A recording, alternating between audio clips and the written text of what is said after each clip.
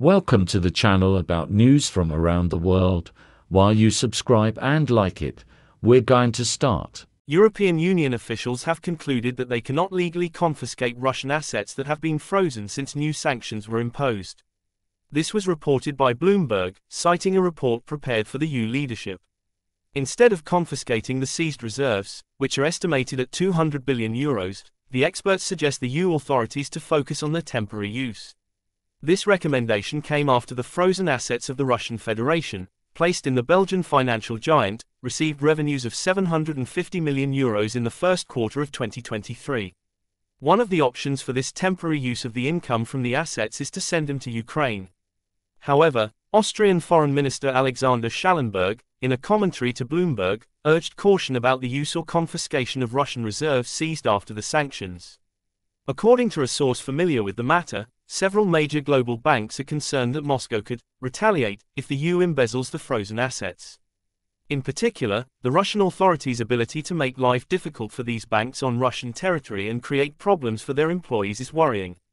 A second interlocutor told Bloomberg that his bank does not state this directly, but is opposed in principle to confiscating Russia's reserves.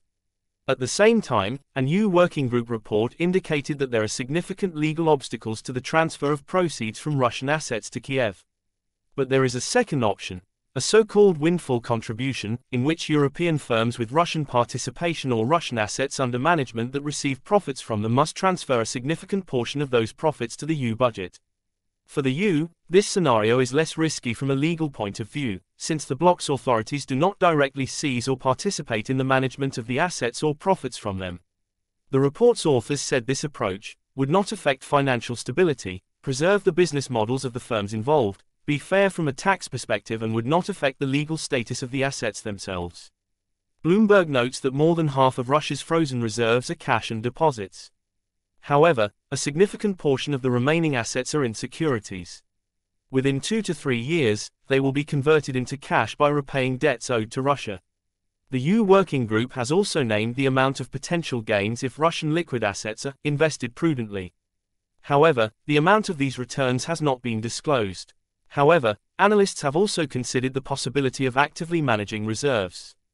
But in that case, ownership would have to be taken into account, as well as the risk of a loss rather than a gain.